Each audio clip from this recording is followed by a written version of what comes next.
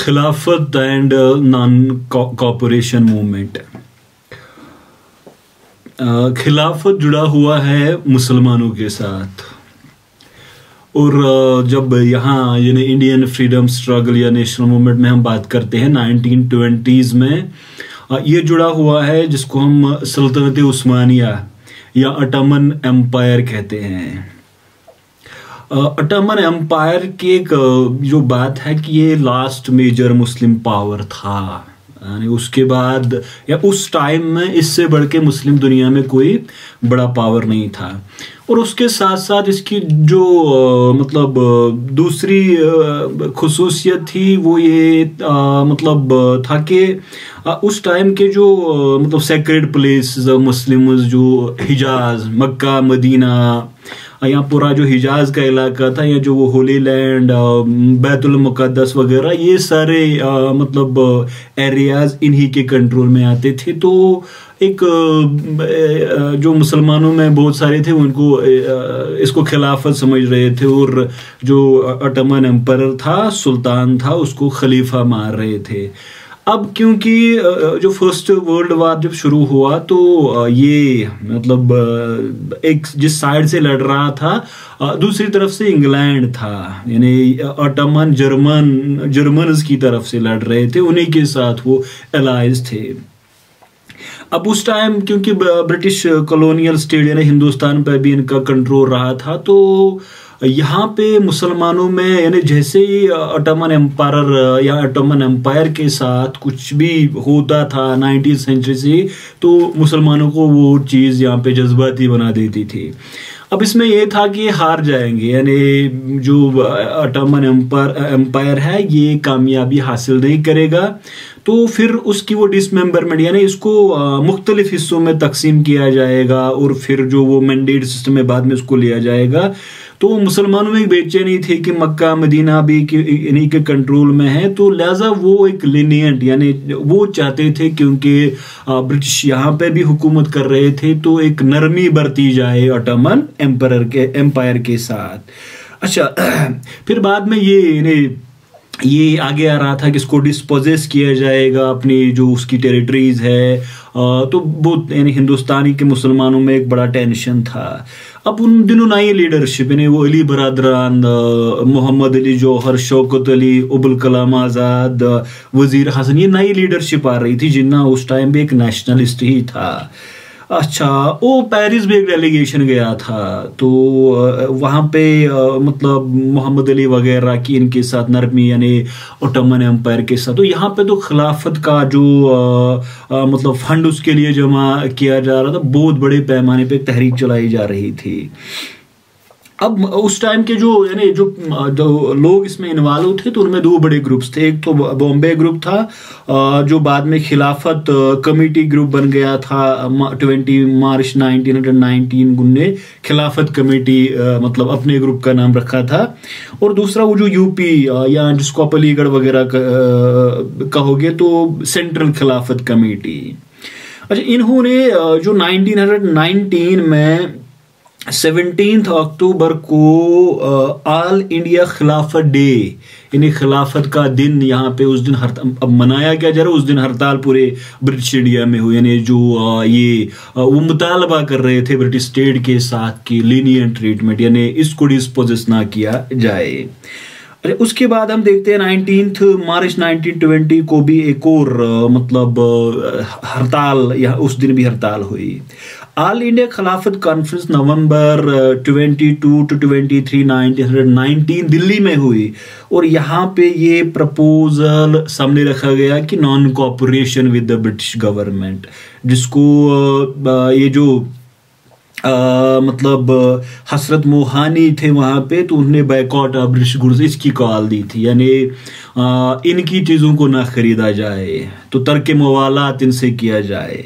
अब गांधी उस टाइम तक एक नेशनल फिगर बन के सामने आ रहे थे, तो मुसलमान भी ये देख रहे थे कि अगर गांधी हमारे काज को सपोर्ट करे तो एक तो मतलब बहुत ज़्यादा सपोर्ट मिलेगा उसको, क्योंकि गांधी की बड़ी फॉलोइंग थी, तो एक हिंदू मुस्लिम जॉइंट मोबिलाइजेशन होगी इस काज के लिए। अच्छा, वो ट्रीटी वहाँ पे ट्रीटी ऑफ सेवरस जो 14 में 1920, उसके बाद जो Hunter commission report, majority report on Punjab disturbance 20 मई 1920, जिसमें जनरल डायर को एक्विट किया गया, यानी जिसको हम कहेंगे कि उसको यानी बिल्कुल ये उसमें लिखा गया कि इसका कसूर ही नहीं था, और उसके लिए तो वहाँ मॉर्निंग पोस्ट ने डोनेशन भी कलेक्ट किया था लंदन में। तो ये एक जिसको आप कहेंगे कि true nature of British rule, वो बिल्कुल सामने आ गया था हिंदुस्तानियों के सामने।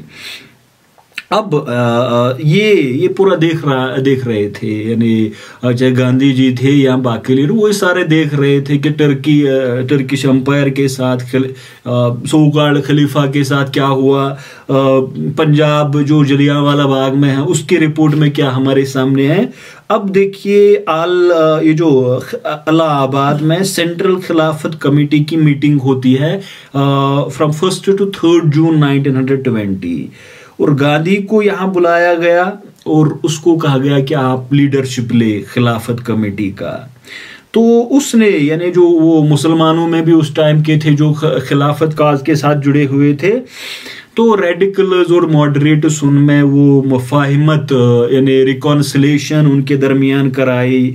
मीडिएटर का रोल गांधी ने प्ले किया, और यहाँ पे ही तय पाया कि 4 स्टेज नॉन कॉपोरेशन यानी आदम ताउन, असहयोग ब्रिटिश गवर्नमेंट के साथ यहाँ पे इसको पास किया गया। एक तो जिसको हम रिनंसिएशन या बाइकआउट ऑफ टाइटल्स, चाहे राय बहादुर दे, चाहे कोई भी टाइटल दे, नाइटहुड दे वगैरह सारा दे, ये सारे हम बाइकआउट करेंगे। फिर सिविल सर्विसेज, पुलिस, और finally non payment of taxes, जो वो डिसोबीडियंस की तरफ आता है। और मूवमेंट को कहा गया कि that it will begin from 1 अगस्त, वो हड़ताल के साथ इसका आगाज होगा। तो अब देखिए खिलाफत क्योंकि मुसलमानों की तहरीक थी, लिहाजा इसकी जो अगर आप वो पैन इस्लामिस्ट एक मूवमेंट थी, पैन वही सेंटिमेंट था इसमें, और पूरा जो वोकैबुलरी अगर आप देखोगे जो कितना भी सेक्युलर लीडर था तो वो इस्लामी ही थी, क्योंकि खिलाफत मुसलमानों के साथ जुड़ा। मैं खिलाफत पे बात नहीं कर रहा हूँ, सिर्फ जो हमारे यहाँ तहरीक चलाई गई थी वो मैं बात कर रहा हूँ क्यों चलाई गई थी। अच्छा, अब जो जैसे ही गांधी इस काज के साथ जुड़े तो हम देखते हैं उसको वो लिखते हैं कन्वर्जेंस, यानी 2 तहरीकें एक जगह मिलती है।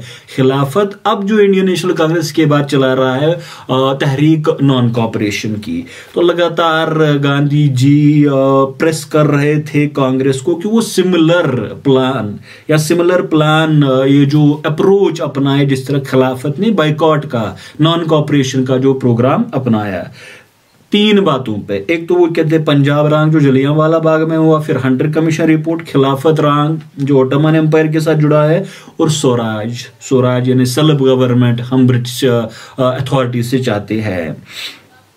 अब उस टाइम तिलक भी एक बड़ा लीडर था, तो गांधी लगातार उनको कन्विंस कर रहे थे, लेकिन जो कांग्रेस का ओल्ड गार्ड था, एस्टैब्लिश्ड लीडरशिप थी, वो सारे के सारे मतलब डाउट कर रहे थे या वो इसका साथ नहीं देना चाह रहे थे। नॉन कॉपरेशन मूवमेंट, सत्याग्रह गांधी का जो प्लान था। अब Calcutta session of Congress, special session 4 to 9 सितंबर 1920, यहाँ पे जो गांधी जी का ये था रेजोल्यूशन ऑन नॉन कॉपरेशन, ये पास हुआ। यानी मेजॉरिटी ने गांधी का साथ दिया, इसको अप्रूव किया गया। हालांकि उसमें वो क्वालिफाइंग अमेंडमेंट BC पाल का था, CR दास, जिन्ना साहब, पाल साहब, मदन मोहन मालवीय, NA बेसन वगैरह, इन तमाम ने मुखालफत की थी उस टाइम नॉन कॉपरेशन की। अब क्या था कि programme of surrender of government titles, boycott of schools, courts, councils, boycott of foreign goods and encouragement of national education, arbitration courts and khadi. तो यही नॉन कॉपरेशन में था, यानी यहाँ पे जो boycott titles, schools, courts, councils, और उसके बाद जो ब्रिटिश गुड्स है उनका बाइकआउट होगा। हम देखते हैं कि ये प्रोग्राम जो प्रोविंशियल कांग्रेस कमेटीज PCCs के सामने रखा गया, यूनाइटेड प्रोविंसेस, बॉम्बे, मद्रास, तो ठीक है, अप्रूव किया गया, लेकिन ओवरऑल फुल्ली उन्होंने गांधी का साथ नहीं, जिस तरह गुजरात वगैरह ने दिया।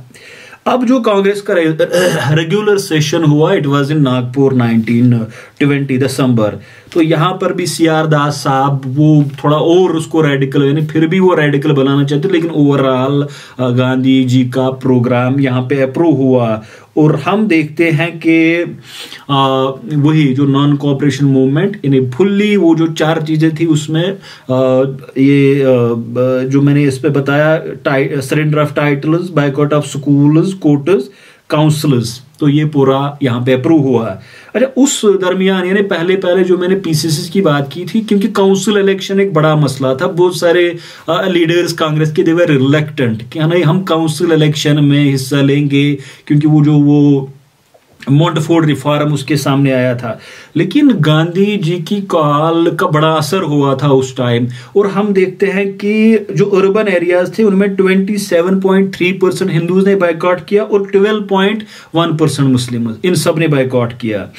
अच्छा, अगर आप रूरल एरिया को देखो तो 41.8% हिंदूज और 28.3% मुसलमानों ने इसमें भी बायकॉट किया, यानी काउंसिल इलेक्शन का वोट नहीं डाला। ये गांधी ने कहा कि मूवमेंट का आगाज होगा एंड यानी मैं 1 साल में स्वराज लाऊंगा। तो ये CR दास वगैरह इनमें वो चेंज क्यों आ गई, इस पे पूरा हिस्टोरियंस ने यानी वो डिबेट पूरा उस पर उन्होंने किया है, वो यहाँ पे हमारा मौजू नहीं है। अच्छा, एक और जो नागपुर सेशन में हुआ था, it was Congress reorganisation, membership fees 25 पैसे या 4 आना, इसी तरह से 15 मेंबर कांग्रेस वर्किंग कमेटी वहां पे, फिर रीजनल बैलेंस के लिए गुजरात वगैरह को यानी नॉर्थ इंडिया को उसमें हिस्सा दिया गया। और इसी तरह से हम देखते हैं कि नई नई चीजें आ गई। ज्यादातर यहाँ पे हमारे साथ जो हिस्टोरियंस यानी जिनकी किताबें हमने पढ़ी है, तो उसमें कहते हैं कि जो पूरा इसमें जो नॉन कोऑपरेशन खिलाफत, अब ये नॉन कोऑपरेशन है तो उसमें 4 स्टेट्स में रहा है। और ये मतलब अगर आप देखोगे 1 जनवरी 1921 से it call for middle class participation, वही कि स्कूल्स का बैकआउट हो, कॉलेजेस का बैकआउट हो वगैरह वगैरह, लीगल प्रैक्टिस को अबंडन किया जाए, यानी गवर्नमेंट कोर्ट्स में ना जाए। सो नेशनल एजुकेशन थोड़ा बहुत सक्सेस हुआ था उसमें। हम देखते हैं वो जामिया मिलिया जो पहले अलीगढ़ में था, बाद में दिल्ली में आ गया बाद में, और उसके साथ साथ वो जो काशी या गुजरात विद्यापीठ, वो इंस्टीट्यूशंस की बुनियाद डाली गई थी। अरे उसके साथ साथ मोतीलाल नेहरू, चित्तरंजन दास ने बायकॉट का आगाज किया, तो 178 लॉयर्स फॉलोड जिन्होंने प्रैक्टिस को अबंडन किया। अरे नवंबर 1921 में खिलाफत लीडर्स ने जो अली ब्रदर्स को अरेस्ट किया गया था, तो उसके बाद जो खिलाफत लीडर्स थे उन्होंने ये जो हम कहेंगे इसको कि कंप्लीट इंडिपेंडेंस कहा कि हम कंप्लीट इंडिपेंडेंस के लिए अब डिमांड रखेंगे, और उन्हें थ्रेटन किया था कि we will abandon non violence, यानी जो ये अदम तशद्दुद है, अहिंसा है, उसको हम छोड़ देंगे। इसका मतलब ये है कि हम भी हथियार उठाएंगे। सो 90 दिसंबर 1921 में ये जो हम देखते हैं कि जो ब्रिटिश ऑफिसर्स थे उन्होंने प्रपोज किया था रिलीज ऑफ पॉलिटिकल प्रिजनर्स और राउंड टेबल कॉन्फ्रेंस होल्ड करने के लिए। अच्छा, अब देखिए इसमें एक बड़ा जो था कि 1 फरवरी 1922 वहां पे गांधी जी ने अल्टीमेटम दिया था वाइसराय को कि या तो आप पॉलिटिकल प्रिजनर्स को रिलीज करें या फिर हम सिविल डिसोबीडियंस मूवमेंट का आगाज करेंगे। अब वो प्रिंस ऑफ वेल्स में मैं भूल गया था, 17 नवंबर 1921 को जो वो यहाँ है तो हड़ताल हुआ था, फिर राइट्स हुए थे। अब मूवमेंट चल रही थी, मैं कोई ज्यादा क्योंकि उतना टाइम नहीं हमारे पास, तो ये चल रही थी। सो एक जगह है जिसको हम चौरी चौरा कहते हैं, it is in Gorakhpur district of UP. तो वहां पे एक यानी उकसाया गया मॉब को, एक पूरा उस पर डिस्कशन की जरूरत है कि ऐसा मतलब इतना बड़ा इवेंट कैसे हुआ था। तो उनने पूरे थाने पुलिस स्टेशन को आग लगा दी थी। 22 पुलिसमैन वर बर्न्ड अलाइव। ये वहां पे चौरी चौरा हुआ जो इंसिडेंट हुआ था। लेकिन इसके बदले फिर गवर्नमेंट ने जो उसमें एक्यूज्ड थे 225, उनमें 172 यानी 172 को देवर सेंटेंस टू डेथ, जिनको मौत की सजा दी गई थी। तो उमर ये ज़्यादा मतलब इस पर लिखा नहीं जाता या पढ़ाया नहीं जाता है, लेकिन ये हुआ था कि 22 के बदले 172 को ने मारा था। अच्छा, ऑन 11 फरवरी 1922 को गांधी जी ने मतलब कॉल्ड ऑफ द मूवमेंट। तो 12 फरवरी को उन्होंने कंडेम किया CWC ने कांग्रेस वर्किंग कमेटी ने चौरी चौरा को। वो कहते कि अहिंसा यानी मूवमेंट हमारे हाथ से निकल गई है, ये गांधी के आइडियाज के मुताबिक नहीं है, तो इट वाज कॉल्ड ऑफ। 10 मार्च 1922 को गांधी अरेस्ट होते हैं और ये मूवमेंट खत्म हो गई। अच्छा, anti non cooperation movement association 1920 में पुरुषोत्तम दास, ठाकुर दास, जमुना दास, द्वारका दास, कवाजी जहांगीर वगैरह वगैरह इन्होंने बनाई थी। खिलाफत इशू भी खत्म हो गया क्योंकि टर्की में मुस्तफा कमाल पाशा साहब आ गए, उन्होंने पूरा खिलाफत को ही अबॉलिश किया। तो वही यहाँ पे एक हिजरत मूवमेंट भी इसमें चलाई गई थी वगैरह वगैरह, तो बहुत बेवकूफ बनाया गया था लोगों को इस मामले में। अच्छा, इसके बाद खिलाफत के बाद जून 1922 में ये जो civil disobedience inquiry committee, it was set up by all India Congress committee. So कि ये जो आगे फ्यूचर कोर्स ऑफ एक्शन, उसमें M.A. अंसारी थे, राजा गोपालाचार्य थे, अयंगर साहब थे वगैरह वगैरह। तो कंसंट्रेशन ऑफ कंस्ट्रक्टिव वर्क। अब यहाँ पे जो मोतीलाल नेहरू थे, विठल भाई पटेल, हकीम अजमल खान, वो काउंसिल इलेक्शन में हिस्सा लेना चाहते थे। सो गया सेशन इन दिसंबर 1922, वहाँ पे CR दास प्रेसिडेंट थे एंड उन्होंने जस्टिफिकेशन सामने रखी, पूरा इस पे डिस्कशन किया कि हम काउंसिल इलेक्शन में अब हिस्सा लेंगे। और यहाँ पे जो गया सेशन ऑफ कांग्रेस था, इट रिजेक्टेड, यानी ये जो काउंसिल एंट्री के लिए जो प्रपोजल था उसको रिजेक्ट किया 740 by 880 वोट्स। अब यहाँ पे कांग्रेस का वो दो हिस्सों में बट जाना फिर से, एक स्वराजिस्ट, दूसरे नो चेंजर्स थे। एक यानी प्रो चेंजर्स थे जो काउंसिल इलेक्शन में हिस्सा लेना चाहते। तो Das and Motilal Nehru in March 1923 they formed Swaraj party to contest upcoming elections in November 1923।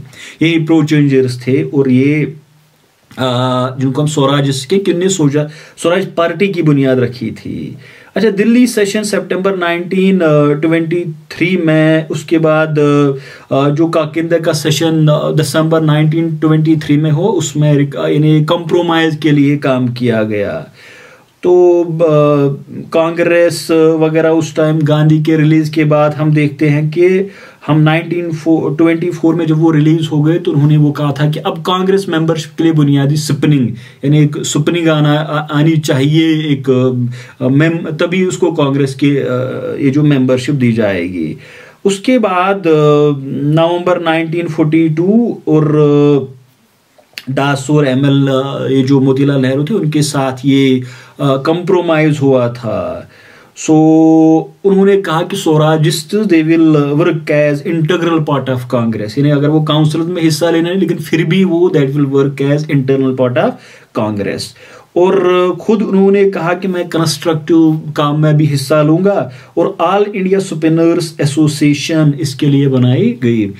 और अब जब वो स्वराज पार्टी के साथ क्या हुआ, पहले उनको कामयाबी मिली, उसके बाद उसका भी सवाल आ गया। ओवरऑल ये जो हिंदू मुस्लिम यूनिटी एक बड़ा इसका इम्पोर्टेंट, वो भी खत्म हो गई। और फिर 1927 के बाद दोबारा से यहाँ पे नेशनल मूवमेंट यानी मास मोबिलाइजेशन होती है, लेकिन ये पहली सबसे बड़ी मास मोबिलाइजेशन की एक तहरीक थी या मास मूवमेंट थी। तो नेक्स्ट पार्ट में मैं सिविल डिसओबीडियंस मूवमेंट पे बात करूंगा। Thank you.